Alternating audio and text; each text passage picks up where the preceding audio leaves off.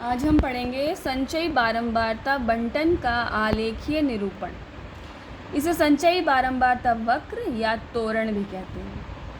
शुरू करते हैं उदाहरण के साथ। प्रश्नावली 14.4 में प्रश्न 1, निम्नलिखित बंटन किसी फैक्ट्री के 50 श्रमिकों की दैनिक आय दर्शाता है।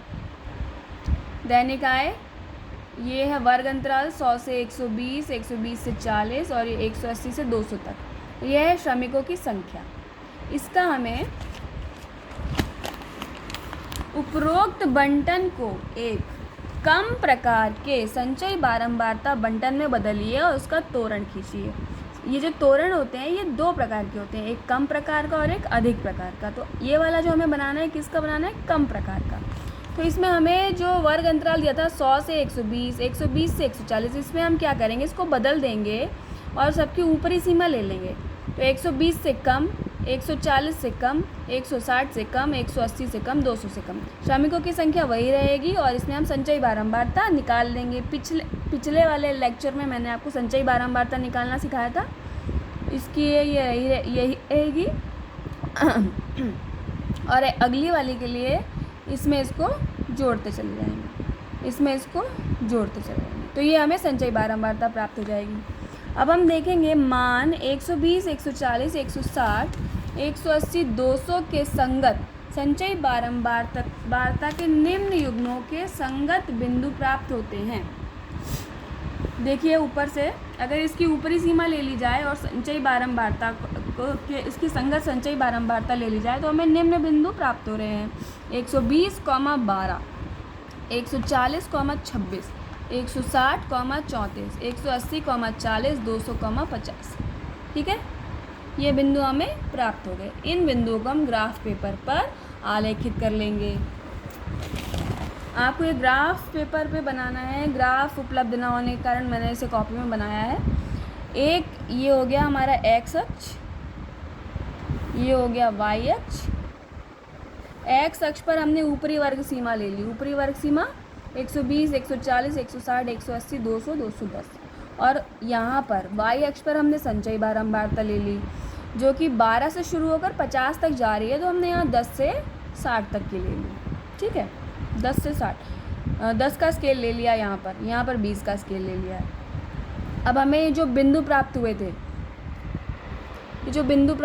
120, 12, 140, 26, 160, 34, 180, 40, 250, इन बिंदुओं को हम इस ग्राफ पर प्लॉट कर देंगे। तो पहला था 120, 12, 120 ये रहा और 12 क्या होगा यहाँ 10 से थोड़ा ऊपर। अगर ये ग्राफ पे करेंगे तो आपको इजीली मिल जाएगा 12 कहाँ है।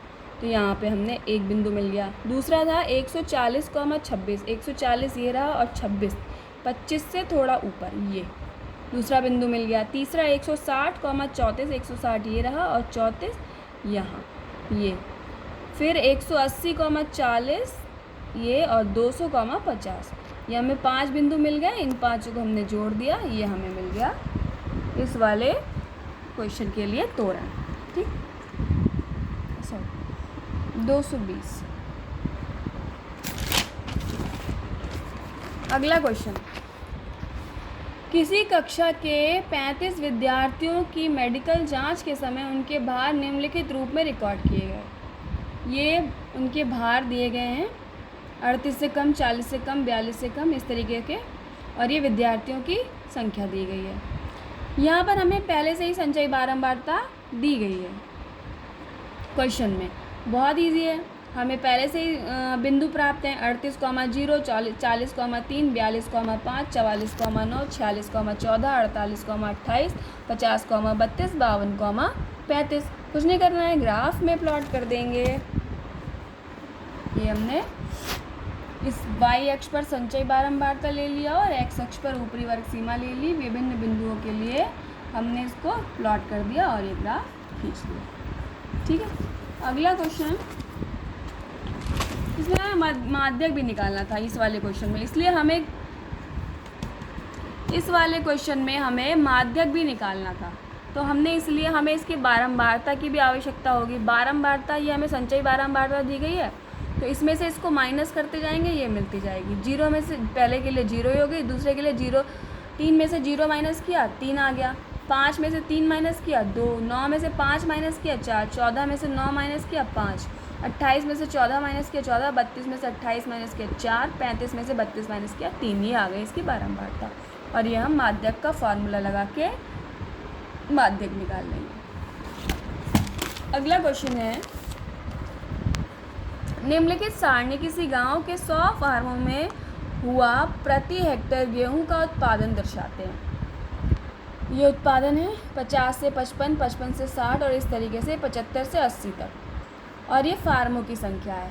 अब इस बंटन को अधिक के प्रकार के बंटन में बदलिए और फिर उसका त्वरण खींचिए। अभी तक जो हमने क्वेश्चन किए वो किसके किए? कम के प्रकार वाले, और ये कैसा है? अधिक के प्रकार वाला, थोड़ा सा अलग है। देखेंगे, ध्यान देंगे बच्चे। हमें अब इसको, पिछले वाले में हम क्या कर रहे थे? ऊपरी वर्ग सीमा ले रहे थे और लिख रहे थे 55 से कम, 60 से कम, 65 से कम। इसमें हम क्या करेंगे? अधिक का प्रकार का, तो हम निचली वर्ग सीमा लेंगे और लिखेंगे 50 से अधिक, 55 से अधिक। ठीक है, तो 50 से अधिक, 55 से अधिक, 60 से अधिक, 65 से अधिक और इस तरीके से 75 से अधिक। अब हमें टोटल हमें पहले से दिया हुआ है कि 100 फार्मों में 100 फार्मों का दिया है, तो पहले वाले की जो 50 से अधिक है उसकी कितनी हो गई संख्या? 100 हो गई।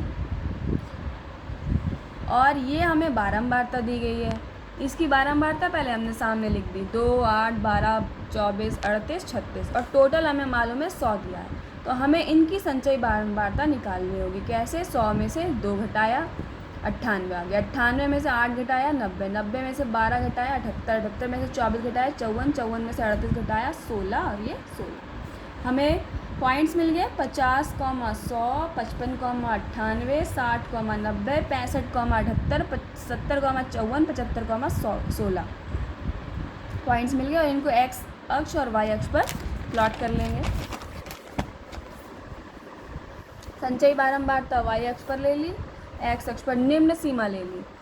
डिफरेंट पॉइंट्स के लिए हमने इसको प्लॉट कर, डिफरेंट पॉइंट्स हमने यहाँ लोकेट कर दिए, प्लॉट हो गया और इन सबको मिला दिया। ये हमें अधिक के प्रकार का त्वरण प्राप्त हुआ। 2 चीज़ नोट करने वाली हैं। पहला, वर्गीकृत आंकड़ों के बहुलक और माध्यक का परिकलन करने के से पहले ये सुनिश्चित किया जाना चाहिए कि वर्ग अंतराल सतत हैं।